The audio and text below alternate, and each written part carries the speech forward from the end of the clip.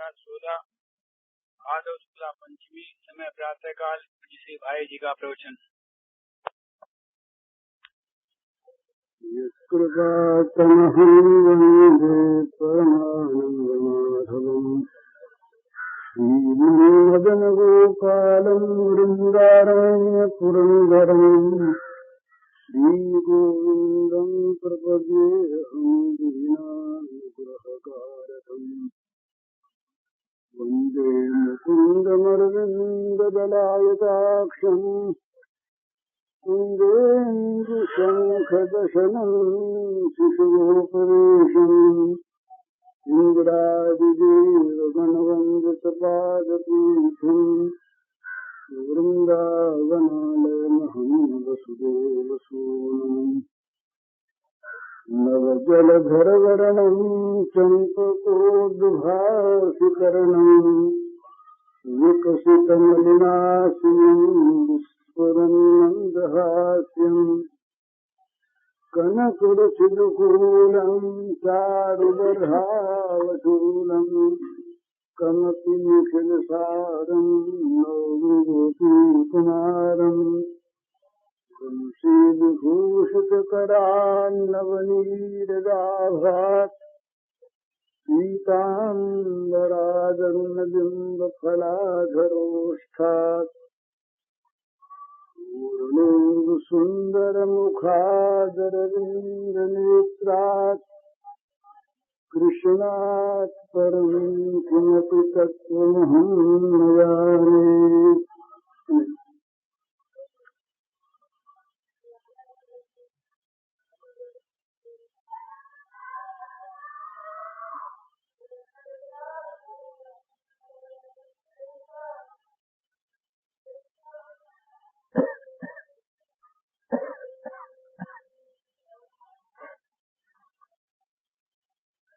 भगवत प्राप्ति की साधना सांसारिक विषय भोग के स्तर से बड़ी विलक्षण और दूसरी वस्तु है।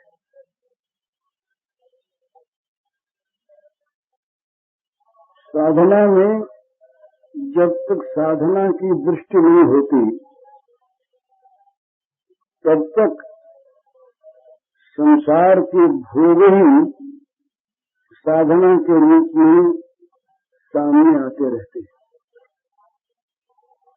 मन रहता है भोगाविष्ट और मान लेता है मनुष्य साधना।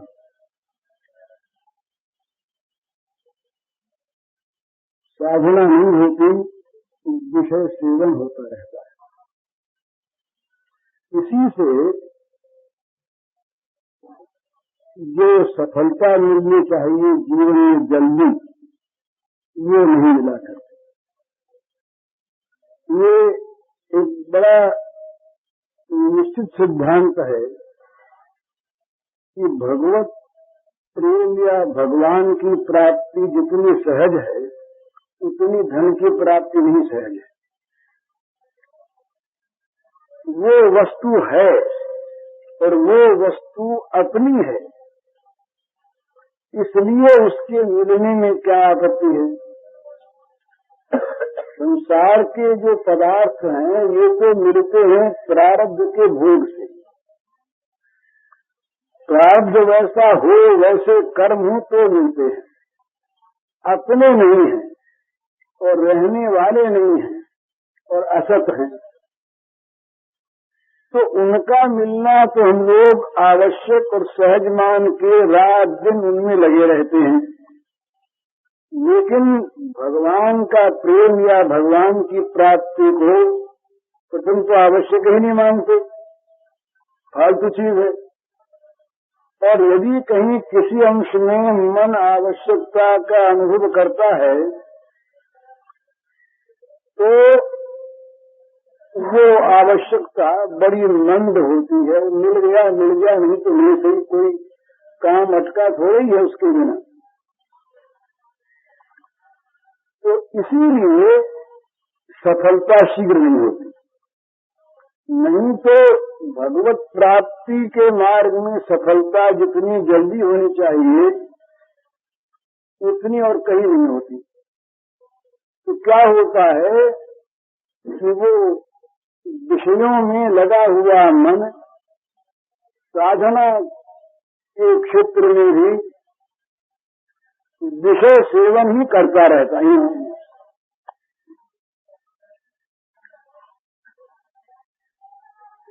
ये बड़ी एक सूक्ष्म चीज है।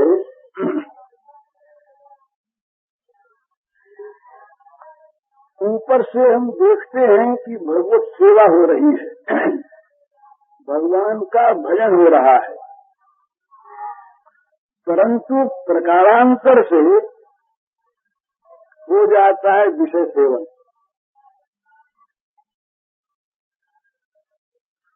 किसी संत महात्मा भक्त के यहाँ जो श्री भगवान का विग्रह हो और वो धनी न हो, उनके पास बाहरी सजावट के लिए सामान न हो, परंतु अंतर प्रेम से भरा हो, ये जितनी सजावट है ना, ये भगवान को पाकर के कृतार्थ होती हैं, इनकी शोभा होती है। इनसे भगवान की शोभा नहीं होती। ये तो कृतार्थ हो जाती है जब इनका भगवान से संपर्क हो गया। तो मनुष्य देखता क्या है, बोले इस मंदिर में तो झूला अच्छा नहीं बना, यहाँ क्या देखना, वहाँ भीड़ नहीं होती। पर जहाँ बाहरी टीप टाप है, भक्ति चाहे न हो और भगवान चाहे वहाँ न बैठे हों, भगवान के स्थान पर भोग बैठ गया हो, पर वहाँ बड़ी भारी एक मन की टान होती, बोले यहाँ बड़ा अच्छा है, यहाँ चलो। बोले ये अमुक एक एक सज्जन प्रेम में बड़े मस्त होके गा रहे हों, पर उनको संगीत न आता हो, और एक बड़े संगीतज्ञ हों पर विषय भोगी हों, तो भगवान को वो संगीत प्रिय होगा जिसमें कला चाहे न हो, अंतर हो। इसका अर्थ ये नहीं कि कला नहीं होनी चाहिए, कला हो और भगवत अनुराग हो तो सुना सुगम दोनों। एक कथा आती है, श्री चैतन्य महाप्रभु दक्षिण में गए। एक स्थान पर एक महात्मा पंडित श्रीमद् भगवद गीता का पाठ कर रहे हैं। पाठ कुछ होता था अशुद्ध, तो नित्यानंद प्रभु साथ थे, बड़े विद्वान। उनका ध्यान गया पाठ की तरफ, महात्मा की तरफ नहीं। उन्होंने आकर कहा महाप्रभु से कि महाराज बड़ा अशुद्ध पाठ कर रहा है। तो महाप्रभु ने कहा करने दीजिए, आपका क्या लिए, मैंने अशुद्ध करता है। तो कहा जाके पूछिए क्यों अशुद्ध करता है। तो गए उसके पास, जा करके पूछने ताछने लगे तो वो बोलता ही नहीं, उसका ध्यान इधर खिंचा ही नहीं। जब इन्होंने बहुत झकझोरा तब बोला, बोलते उसकी आंखों में आंसू बहने लगे। तो नित्यानंद जी ने कहा भाई क्या बात, तुम पाठ शुद्ध करते हो? भाई महाराज आता नहीं, जैसा आता वैसा करता। तो कहा रोते क्यों हो? तब उसके और ज्यादा आंसू बहने लगे। पूछा क्या? तो उसने कहा महाराज क्या बताऊं, ये श्री कृष्ण सामने ये कुरुक्षेत्र है, देखिए आप, तो श्री कृष्ण रथ में बैठे अर्जुन को उपदेश कर रहे हैं, उनके भावों को देख देख कर और मुझे प्रेम के आंसू आए। अब बड़ा आश्चर्य हुआ नित्यानंद जी को। नित्यानंद जी ने आकर के महाप्रभु से कहा, बोले महाराज वो तो ऐसा दंड करता है, अशुद्ध पाठ करता है और फिर कहता है कि श्री कृष्ण सामने दिख रहे हैं, तो महाप्रभु ने कहा महाराज शंका मत करो। ये शंका कैसे न करें? बोले एक काम करो, उसके चरणों के हाथ लगा लो जाकर। आज्ञाकारी थे ही, ब्राह्मण के चरणों का स्पर्श किया करते उनके सामने भी कुरुक्षेत्र आ गया। जैसे ही सब दृश्य दिखने लगे तो लौट के आए। महाप्रभु ने कहा महाराज भगवान को रिझाने के लिए बाहरी चीज उतनी आवश्यक नहीं है, हो तो बड़ा अच्छा। तो बहुत बार ऐसा होता है कि हम साधना के क्षेत्र में रहते हुए भी विषय सेवन को साधना मान देते हैं और प्रकारांतर से करते विषय सेवन है, साधना नहीं होती। ये आनंद के कई प्रकार हैं, तो बड़ा समझने का विषय है। विषयानंद, धर्मानंद, विरागानंद, ब्रह्मानंद और प्रेमानंद। योगानंद, योगानंद उसमें ज्ञानानंद के साथ आ जाता है, ब्रह्मानंद के साथ आ जाता है। तो इनमें जो विषयानंद है ये तो सर्वथा त्याज्य है। विषयानंद के भी दो भेद होते हैं, एक अवैध विषय भोग और एक वैध विषय भोग। अवैध विषय भोग तो सर्वथा पाप है, वो तो पामरों की चीज है, उसका तो बिल्कुल त्याग होना चाहिए। पर वैध विषय आनंद जहाँ पर है और जहाँ पर विषयों में आनंद की भावना है और आनंद की इच्छा पूर्ण करने के लिए विषय सेवन है, वहाँ पाप भोग न रहेगा, ये नियम है। जितने भी पाप होते हैं वो विषय कामना से होते हैं। तो ये जो भोगानंद है ये तो निकृष्ट वस्तु, ये आनंद तो वही है वैसे ये जैसे विष्टा की मक्खी को विष्टा में आनंद आता है, उसको उस आनंद का पता ही नहीं है कि इसके परे भी कोई महद आनंद है, इसके परे कोई अतुल आनंद है, इसका उसको पता ही नहीं है। वो रात दिन उसी में भगवान ने उसको बताया आसुरी संपत्ति वाला, चिंताओं से भरा हुआ जीवन, जीवन के अंतिम श्वास तक चिंता न परमेयांत प्रयांतांश्रिता, अंतिम क्षण तक चिंताओं से घिरा रहता उसका जीवन, रात दिन अशांत दुखी, विषय प्राप्त हो जाए तो दुखी और न प्राप्त हो तो दुखी। विषयानंदी का दुख कभी मिट नहीं सकता, निरंतर अभाव का चिंतन उसको बना रहता है। इसके आगे का जो आनंद है वो धर्मानंद है। मनुष्य का जीवन विशुद्ध धर्म के सेवन में लगा रहता है। लोक सेवा, जन सेवा, भगवत भाव से नहीं, परोपकार के भाव से, धार्मिक प्रवृत्ति, अनुष्ठान आदि में बड़ा सुंदर है। ये बहुत अच्छा है। जिसका मन विषयों से हटकर धर्म साधन में लगा हो, सत्कर्म साधन में लगा हो, तो बहुत ऊंचा है। उसके अंतःकरण की शुद्धि होती है और शुद्धि होने पर वो समय पर भगवान के मार्ग में लगता है। धर्मानंदी लोग भी बहुत कम संसार में होते हैं, वो कर्मानंदी होते हैं और कर्म फिर अकर्मानंदी बन जाते हैं। इसके बाद है विरागानंद। संसार के वस्तुओं के प्रति, प्राणी पदार्थ परिस्थिति के प्रति मन में विराग हो जाए, अच्छे न लगे। और उस आनंद का पता हम लोगों को है नहीं, कि हम लोगों ने उसे चखा नहीं।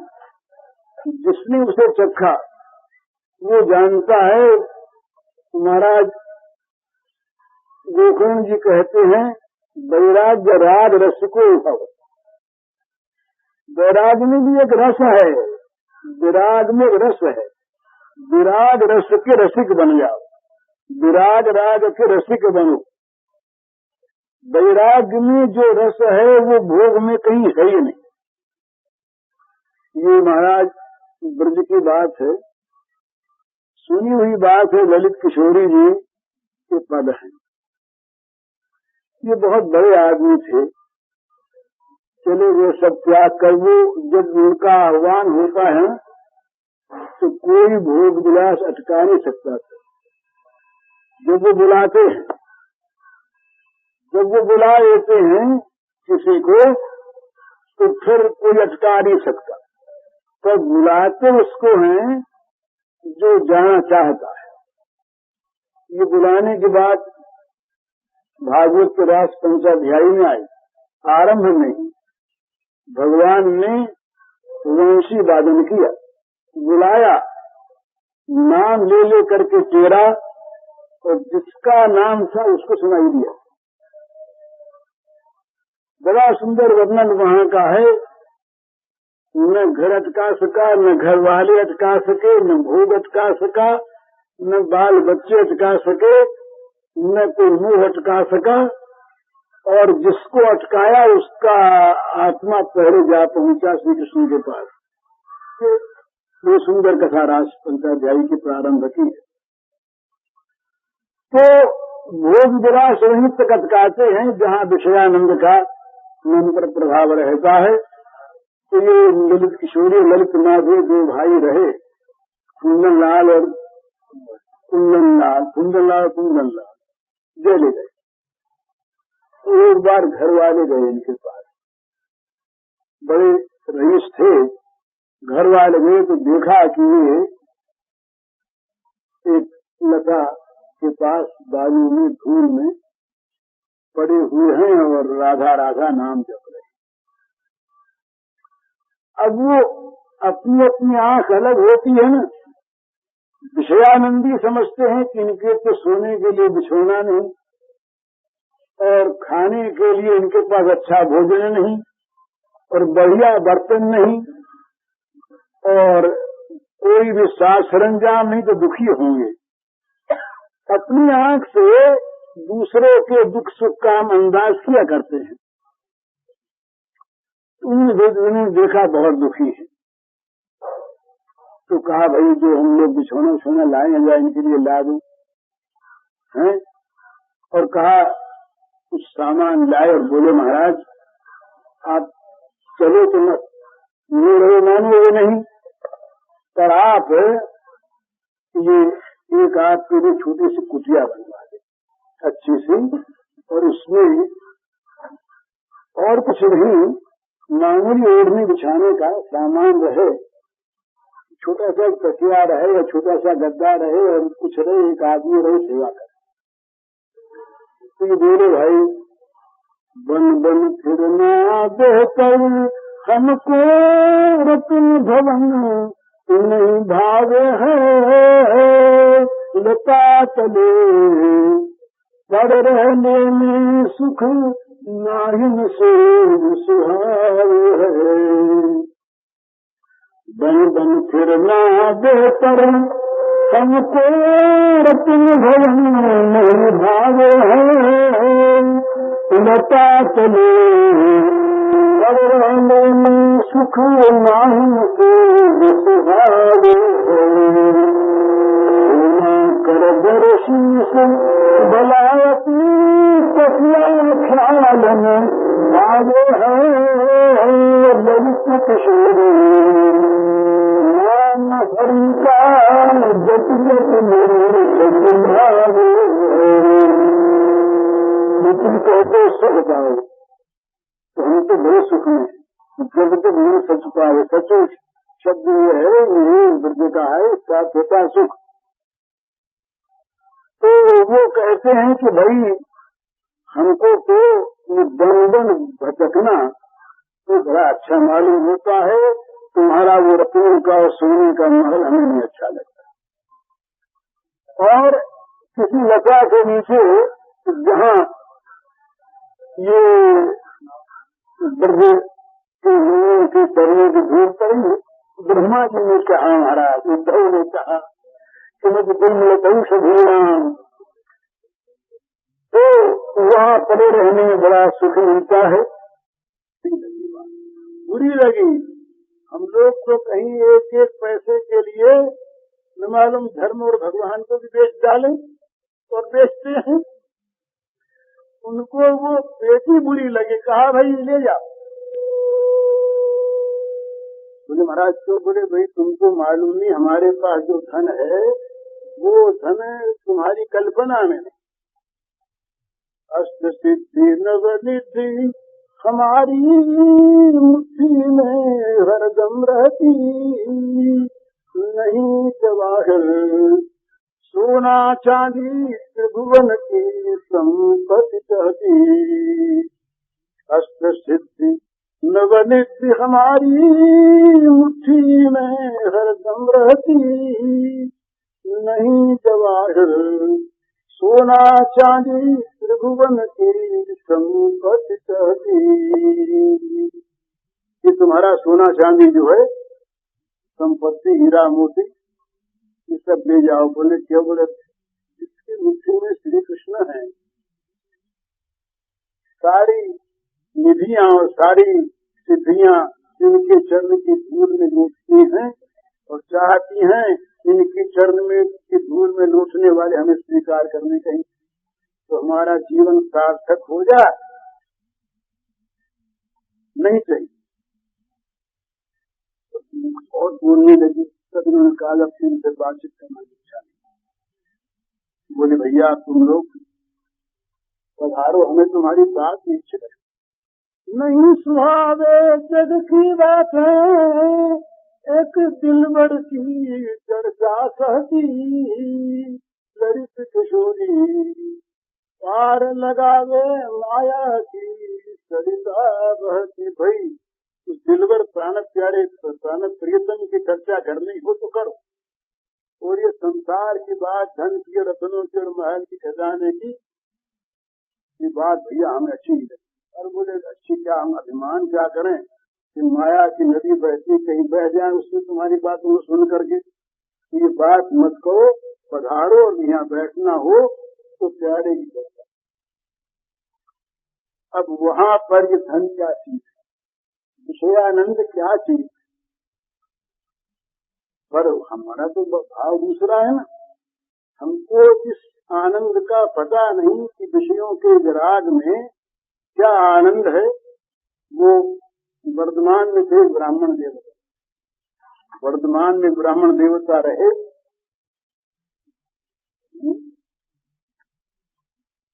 तो उन्होंने पारस पत्थर की प्राप्ति के लिए शिव जी की उपासना,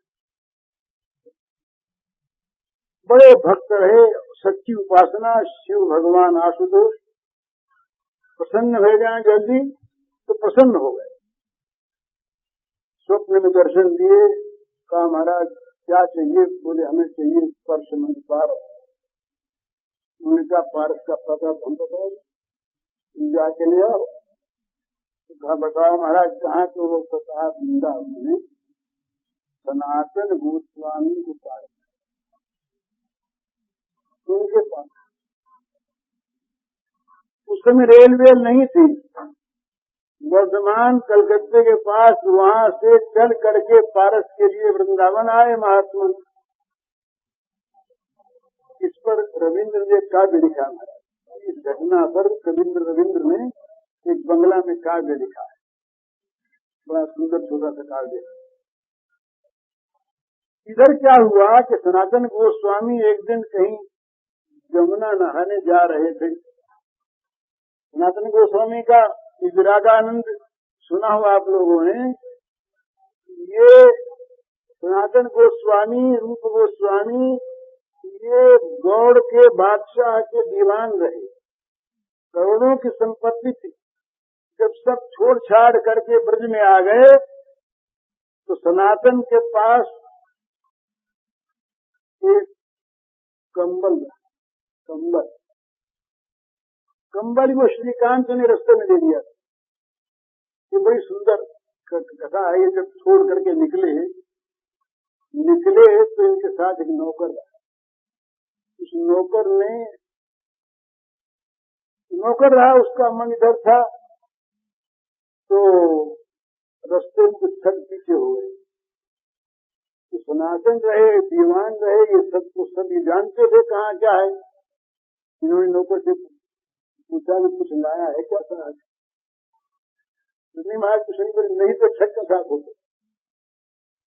जरूर तेरे पास कुछ। उसने कहा हमारा 6 सोने की मोहर है। बोले फेंको इनको। सोने की मोहर फेंक दी 6, फिर भी वो 6 साथ रहे। तो सनातन ने कहा भाई कुछ और मालूम होगा, सच बताओ। बोले महाराज एक मोहर और रख ली हमने रास्ते में काम आने के लिए। बोले मोहर भी ले जाओ, तुम भी जाओ। नमस्कार निकाल। तो हाजीपुर एक बिहार में एक जगह है, हाजीपुर में घोड़ों का मेला लगता है पहले। तो वो श्रीकांत थे इनके बहनोई, वो घोड़ा खरीदने के लिए गौर दरबार से आए। तो ये अपना गोपीन पहले सनातन भगवान नाम का कीर्तन करते हुए जा रहे थे।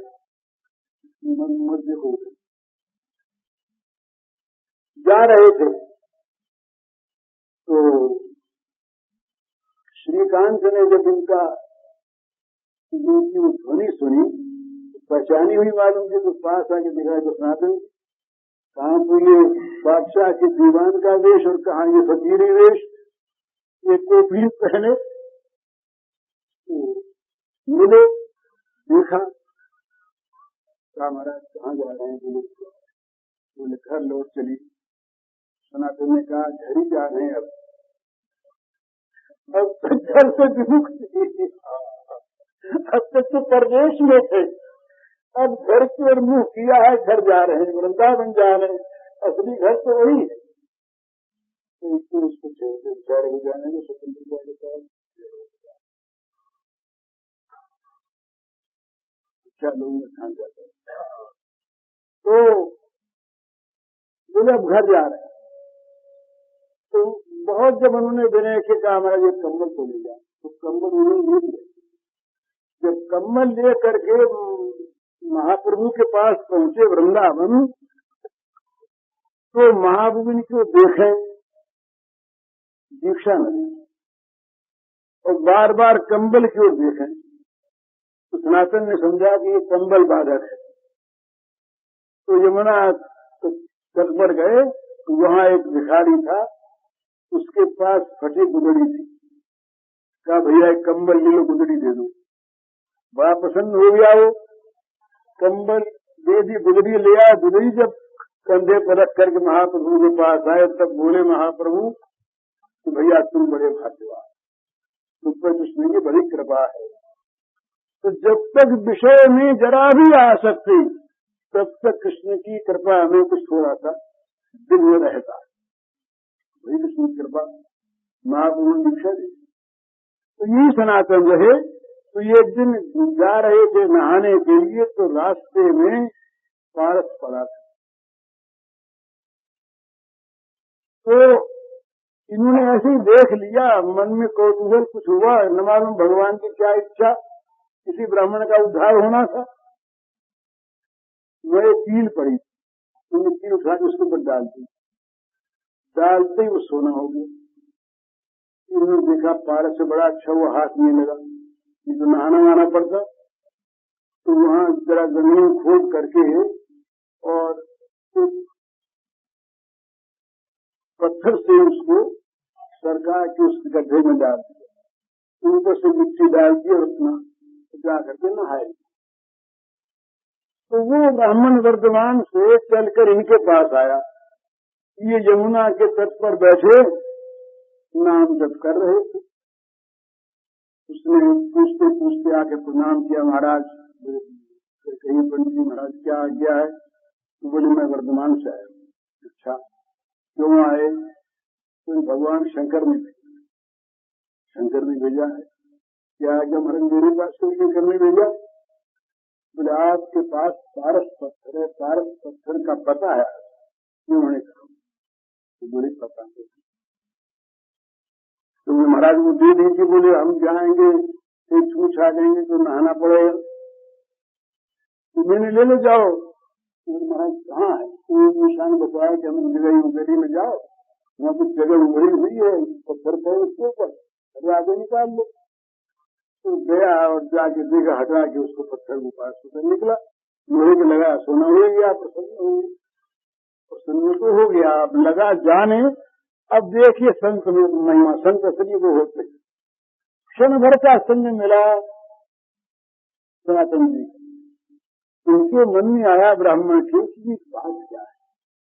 जिस पारस के लिए हमने शिव जी की उपासना की, वर्षों तक संयम से रहे, और जिस पारस के लिए हम वर्धमान से यहाँ आए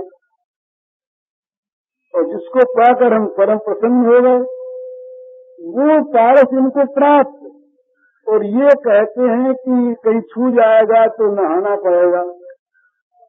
तो जरूर इनके पास तो ऐसी चीज है जो इससे कहीं ऊंची है। बड़ा सुंदर इस पर लिखा रविंद्र ने, बड़ा सुंदर भावात्मक। तो वो लौट आए, वो यहाँ पर आ गए, आगे हाथ जोड़े। तो बोले महाराज मिल गया वो पत्थर? बोले हाँ मिल तो गया। तो फिर जाइए। बोले पत्थर तो मिल गया महाराज, लेकिन हमारे मन में तो बड़ी शंका पैदा हो गई। क्या शंका हो गई? कि आप उसको छोड़ा क्यों? और आप कहते हैं कि हमको नहाना पड़ेगा। ये क्या बात? बोले भाई वो हम ऐसे पागल आदमी है, पागल हैं तुम लोग, सब समझदार आदमी हो, तुम इतना ले जा, तुम्हें क्या मतलब? नहीं महाराज, हमें तो मालूम होता है कि ऐसी चीज आपको मिली हुई है जिस चीज के सामने पारस का कोई रूप नहीं, वो चीज महाराज हमें मिलता है। बोले भाई वो चीज तुम्हें अगर लेनी हो इस पारस का हमें छोड़ना पड़ेगा। बोले अच्छी बात, तैयार? बोले तैयार हो, पछताओगे नहीं ना? तो नहीं महाराज, संग का पद। बोले पारस को फेंको जमुना की धार में। बात यमुना की धार थे, सच्ची जिज्ञासा से फेंक दिया। तुलसी की माला का जप कर रहे थे, उनके हाथ की जब की हुई वो माला, उसमें तो भगवान बैठे थे। कहा ये लो माला, तो श्री कृष्ण के नाम का जप करो, बस इससे बरकत हुई। तो बड़े महात्मा हुए। तो ये जिसको इस आनंद का पता है वो जानता है क्या है। इसके बाद होता है अद्वैत ब्रह्म में परिस्थिति स्थिति प्राप्त हो जाए, और ये बिना भोग विराग के संपत्ति नहीं पैदा होती। ये हम लोग कहते हैं हम ब्रह्मास्मि कह दिया, लगा क्या उसमें? सत संपत्ति अगर नहीं प्राप्त हुई तो मोक्ष की इच्छा नहीं होगी, भोग नहीं प्राप्त हुई तो मोक्ष की इच्छा नहीं होगी। इच्छा बिना प्राप्ति कहाँ है? मुमुक्षुता के लिए आवश्यकता है विषय विराग की। तो विषय विराग जब संपन्न हो जाता है पूर्णतया, उसके बाद प्राप्त होता है ब्रह्म को प्राप्त करने का मनोरथ। फिर ब्रह्मानंद की प्राप्ति होती है, चित्त शुद्ध हो गया। उसके फिर कई योग हैं प्राप्त करने के, अष्टांग योग भी है, राज योग भी है, हठ योग भी है, समाधि योग भी है, अद्वैत ब्रह्म योग भी है, बहुत चीजें। पर एक इसके परे की और चीज है, जिस चीज की प्राप्ति के लिए ब्रह्मानंद को प्राप्त पुरुष भी लालायित है, वो है प्रेमानंद। तो ये ध्यान में रखिए कि जिसको भगवत प्रेमानंद की प्राप्ति की अभिलाषा हो गई है, जगत के भोगों से उसका चित्त न हटे, ये संभव ही नहीं है। भुक्त मुक्ति स्त्रिया यावत पिशाची विवर्तते, वो तो कहते हैं कि जब तक भोग और मोक्ष की पिशाचनी इच्छा हृदय में वर्तमान है, तब तक प्राप्ति नहीं होती। जब तक प्रेम का प्रादुर्भाव नहीं होता, न खान पान नहीं भावे है, कोमल बसन सुहावे है, जिन विषय भोग अति खारा है, हरि आशिक का नग न्यारा है। हरि आशिक तो भगवान पर आशिक हो गए, जिनके भगवान मासूख बन गए, उनके लिए संसार के भोग पदार्थ खारे लगते। उनसे ये बीच में क्यों आ गया, ये आसक्त क्यों आ गई? और ये ब्रह्मानंद को प्राप्त जो महापुरुष हैं, उनको जहाँ विषय ग्रंथि पहले ही हो चुकी है, तो वे लोग भी जब इसमें आ जाते हैं महाराज, तो मस्त हो जाते हैं। आप लोगों ने सुना होगा नाम मधुसूदन सरस्वती, वेदांत में परिनिष्ठित महान ऊंचे आचार्य फंस गए थे। अब बड़ी मुसीबत, तो बोले भाई क्या करें, शठेन के नाथ वयम हठेन दासी का ये तो हम अद्वैत वेद में पथिके उपास्या राज्य सिंहासन लब्ध दीक्षा शठेन के नाथ वयम हठेन दासी का भूपवधू विषेन। अद्वैत साम्राज्य के सम्राट अद्वैत के जो उपासक लोग हैं, वो हमें मानते थे, उनके उपासक, लेकिन किसी पथ में हमें तो योगी वल्लभ भगवान का दास बना दिया। क्या करें, बड़ा वो शब्द जरा खराब सा है, वो मधु विषेन, और वो ठीक है। तो बोले महाराज अब फिर क्या रहा आपके पास? बोले तो एक तत्व में आकर के बैठ गए, और कोई तत्व, बोले किसी तत्व का पता ही नहीं, कोई हो तो दूसरे जानते, रोज हम पाठ करते।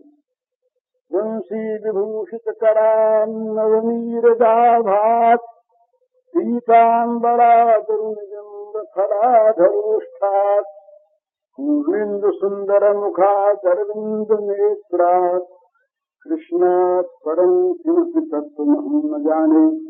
नरसिंह सरस्वती के गीता की टीका में उनका शिव है। वो कहते हैं और कोई तत्व हो तो हमें उसका पता नहीं। बोले महाराज ज्ञानी वो आपके ज्ञानी है, योगी है सब। बोले ज्ञानी योगी थे तब थे, बोले अब क्या ज्ञानी लोग काम नहीं करते? बोले जो करते सो करें, फिर एक श्लोक है वहीं पर,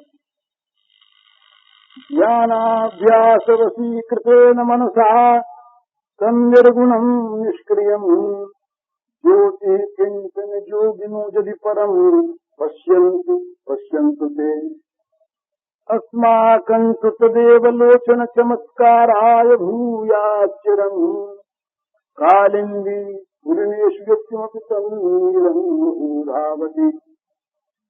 ऐसा भैया कहते हैं कि भाई ध्यान के अभ्यास से जिन्होंने अपने चित्त को वश में कर लिया है, निर्गुण और निराकार निर्विशेष के ध्यान में, वो किया करें। और किसी ज्योति को योगी लोग अगर अपने हृदय में देखा करते हैं तो देखा कर, अपने को उनसे मतलब नहीं। बोले आप चाहे से मतलब है, तो कहते अस्माकं सदैव लोचन चमत्काराय भूयाचरम कालिंदी पुलिनेषु यत्किमपि संनीलम मुहुर्धावति। उस कालिंदी के तट पर यमुना के किनारे किनारे जो नीला नीला सांवला सांवला एक तेज इधर उधर जो फुदकता रहता है, नाचता रहता है, बस हमारी आंखों को भी वही आनंद देता रहे। इन गुरु सरस्वती के बात है। तो ये ब्रह्मानंदी लोग भी जब इधर खिंचते हैं, इसलिए भगवान के नाम थोड़ी सुंदर में रखा, बड़ा सुंदर, आत्मा राम घनाकर्षी। आत्मा रामों को खींचने वाला कौन? जिनके लिए संसार रहा है नहीं, भोग रहा है नहीं, चीज रही नहीं, जगत है ही नहीं, ईश्वर को भी कहते नहीं है, ऐसा भी कह देते हैं आधुनिक वेदांती, भगवान को नहीं कहा। तो वो ऐसे लोग जो हैं उनको कौन खींचे? तो कहते हैं वो भगवान है, भगवान के दिव्य गुण है। आत्मा रामाश्रमया नृग्रंथार कुरुकर्मे कुर्वंत हेतुकी भक्ति भूत गुणो हरि। भागवत में आया कि भगवान में इस प्रकार के आकर्षक गुण हैं जो आत्मा राम मुनि हैं, निर्ग्रंथ हैं, जो कैसे ग्रंथियां टूट चुकी, उनके चित्त को भी जबरदस्ती खींच करके भक्ति योग में उनको लगा देते हैं। हेतु की भक्ति में हेतु तो कुछ ही नहीं।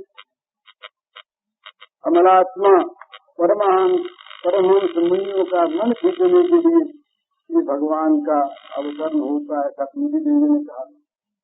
तो कहने का मतलब ये कि वो है प्रेमानंद। प्रेमानंद, उस प्रेमानंद में जब मनुष्य प्रवेश करता है उसकी प्राप्ति तो होती नहीं। प्रेम की पूर्ण प्राप्ति हो तो प्रेम ही नहीं। राधा रानी भी बार बार, उनके अनेक भाव हैं, अनेक चित्र हैं उनके। राधा रानी के जीवन के अनंत चित्र हैं, अनंत। वो एक प्रेम का सागर जो है ना, उस काल में तो बड़ा गंभीर है, तो निरंतर वो उच्छलित रहता है, तरंगे उसमें से निकलती रहती हैं। तो अनंत तरंगे हैं, वो जितनी तरंगे हैं उतनी राधा रानी के वो भाव। लेकिन तो वो समय समय पर कहती हैं हमने तो प्रेम, हमने तो दोष ही दोष भरा है, हमने तो पाप ही पाप भरा है, हमारे अंदर तो कोई प्रकार का गुण है ही नहीं। ये वो पढ़ गए हैं श्री कृष्ण, तो हमने गुण मानते हैं। भगवान जी तो मोह को दूर करें, ऐसा कहती है, अपने आप को हीन मानते हैं। इसलिए इसका मतलब यही है प्रेम में जो कह दे कि हमको प्रेम प्राप्त हो गया, हमको पूरे हो गए प्रेम में, वो प्रेम में प्रवेश नहीं किया उसने। प्रेम पूरा नहीं होता, निरंतर अधूरा रहता है। यही प्रेम का और ज्ञान का बड़ा भारी महद अंतर है। ज्ञान में कर्तव्य का अवसान हो जाता है और प्रेम में अनंत कर्तव्य सामने आ जाता है।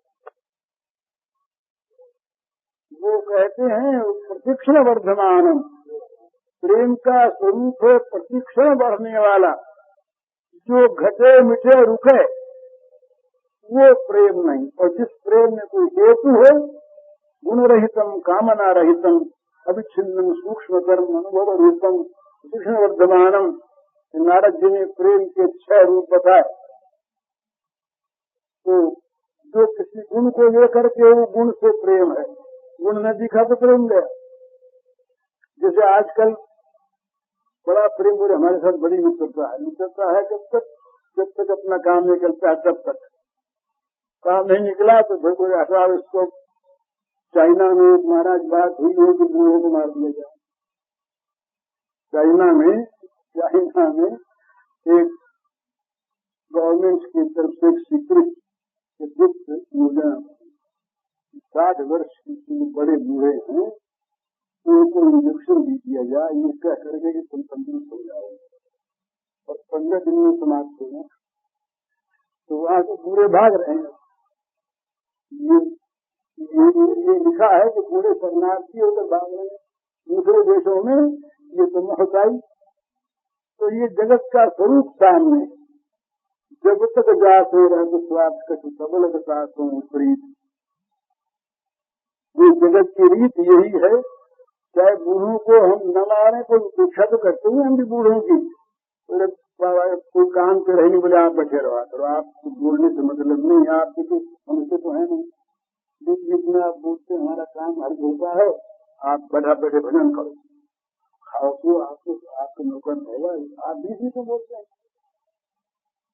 तो बात क्या है, ये एक नियम है, संसार का ये एक नियम है कि जहाँ तक काम निकलता वहाँ तक प्रेम को वो गुण देख कर जो प्रेम होता, गुण रहितम कामना रही। वो चीज बहुत याद रखने की है भला, जहाँ गुण दर्शन है और जहाँ श्री कृष्ण जो है ये साक्षात परब्रह्म परमात्मा सच्चिदानंद घन अखिलेश्वर अखिलात्मा सर्वेश्वरेश्वर है, ऐसे ही इससे भी बढ़कर है, कोई व्याख्या नहीं हो सकती इसकी। तो जब कभी ये जान में आया कि तो ऐसे नहीं होते प्रेम के अखिलेश्वर था, इसीलिए बड़ा सुंदर प्रेम का भाव है। ये प्रेम में ज्ञान पुरोहित रहता है, प्रेम में ऐश्वर्य ज्ञान जो है छिपा रहता। अगर में आ जाए नहीं, इसलिए माधुर्य के साथ ऐश्वर्य का विरोध होता है। तो ये बड़ा सुंदर मानते हैं ये वैष्णव लोग, कुछ वैष्णव बड़ी सुंदर भावना है। वो कहते हैं भी दो रूप हैं श्री कृष्ण के, ब्राह्म रूप तो निरंतर लीलारत है, मधुर लीलारत, और ऐसे रूप जो है स्त्री पालन संहार, लोगों का संहार, धर्म का संस्थापन इत्यादि। तो ये ब्रज में दो रूप से रहे भगवान। जब ये अगासुर बकासुर इत्यादि को मारते थे इसमें तो ऐश्वर रूप, और जहाँ सखाओं के साथ गोपांगनाओं के साथ माता पिता के साथ इनकी लीला होती थी, तो इनका ब्राह्म रूप रहा, ब्राह्म रूप बिल्कुल विशुद्ध, ऐश्वर नहीं। तो ये ज्ञान क्यों छिपा रहता है? अगर ज्ञान रहेगा तो ज्ञान में महत्व बुद्धि रहेगी और उस महत्ता से प्रेम रहेगा, न कि भगवान से प्रेम रहेगा। हम चाहेंगे हमको ये सुख मिल जाए, भोग मिल जाए, भगवान ही मिल जाए और भगवान का आनंद मिल जाए। वो कहते हैं ये चाहे तो मिले, ये चाहे तो नहीं मिले। समीप में रहने का विरोध, सलोक में रहने का विरोध, वैसा रूप होने का विरोधी, ऐसे ऐश्वर्य पाने का विरोध। ऐसे ही अनोखे प्रेमी होते हैं, सालों के साथ सारूप दीयमानम नगर मत सेवनम जनाहा। भागवत में श्री कपिल देव जी कहते हैं कि जो मेरे प्रेमी जन है, सेवक हैं, उनको कहा जाए कि तुम भाई सेवा हुआ तो बहुत कर लिया, अब सेवा का पुरस्कार ले दो और अब पेंशन लेके बैठो आराम से। उनको ये देते हैं, क्या देते हो महाराज? बोले सालों की हमारे समान लोक में स्वार्थी, हमारे समान ऐश्वर्य तुमको प्राप्त हो, भगवान समान ऐश्वर्य हमारे समीप में रहो, और हमारे सत्य तो स्वरूप को प्राप्त हो जाए, तो हमारे साथ तुम्हारा एकत्व हो जाए, ले लो। तो कहते हैं दीवानम न जन्मते, देने पर भी वो देते नहीं, वो केवल सेवा चाहते हैं कि गुण रहितम कामना रखते। ये जो भी प्रेम के मार्ग में प्रवेश करना चाहते हैं उनके लिए पहले से लेना चाहिए वहां तो अपने को सर्वथा जलाकर, अपने सर्वस्व का भस्म करके उस भस्मावशेष पर जो नाच सकता हो हर्ष के मारे, वो इस मार्ग में आवे, नहीं तो नहीं आवे। भोग सास रख के मन में आवेगा कि झुलसेगा। गुजराती का एक पद है महाराज, बड़ा सुंदर गुजराती का एक पद है, इसमें कहते हैं, हरिनो मार्ग हे शिवानो कायरनो काम दे, हरिनो मार्ग। इसमें आगे कहते हैं, पंच ज्वाला भालू पाथा भागे, पंच पावकनी ज्वाला भालू पाथा भागे, जो नाही पड़ा ते महारस माने देखनारा बाधे जो। सुंदर भावना में कहते हैं कि जो प्रेम का पथ है ये बड़ी आग की लपट पावकनी ज्वाला। तो जो प्रेम के नाम पर सामने तो आ जाते हैं, तो जब देखते हैं आग तो डर के भाग जाते हैं, तो सब जल जाएगा, भागो यहाँ से। लेकिन ना ही पड़ा, जिस आग में कूद पड़ते हैं तो महारस माने, जो महारसेश्वरी भगवान है उनको प्राप्त करके रसमय बन जाते हैं। जो दूर से देखते हैं वो जलते, देखने वाले जलते हैं, अंदर जो पड़ जाते हैं वो सागर में डूब जाते हैं। तो कामना रहितम गुण रहितम, जहाँ मन में कुछ भी पाने की कामना हो, तो जहाँ किसी गुण की अपेक्षा हो। तुलसीदास जी से किसी ने कहा कि भाई तुम्हारे राम जो हैं ये तो 12 कला, मुझे तो 16 कला है। तुलसीदास जी ने कहा कि राम 12 कला वाले अवतार, किसी की बात तो बोले नहीं, कुछ नहीं। राम 12 कला अवतार, यहाँ 12 कला है, 12 कला है भाई, 16 नहीं, फिर 12 हैं। हम तो उनको राजकुमार मान के भजते हैं, तुमने तो 12 कला बचा दिया और बरसों बात है। और वो जो 16 कला होते 1000 कला वाले, उनसे मतलब ये गुण रहितम कामना रहितम, जहाँ गुण की अपेक्षा है, जहाँ गुण देखकर प्रेम होता है वो प्रेम नहीं होता, और जहाँ कामना रखकर प्रेम होता है उसमें त्याग नहीं होता। प्रेम की मूल भित्ति त्याग है। घर में भी, दो भाइयों में भी अगर प्रेम करना है तो एक दूसरे के लिए त्याग करो। लड़ाई करने लड़ाई हो जाएगी, सीधी बात। तो ये त्याग, जब ये राधा क्या है, एक शब्द में, एक वाक्य में, त्याग का परमोच्च व्यक्तित्व जो है वो राधा। इससे ऊंचा त्याग कहीं हुआ नहीं सकता। आज तक जगत के इतिहास में राधा से ऊंचा त्याग किसी ने नहीं किया।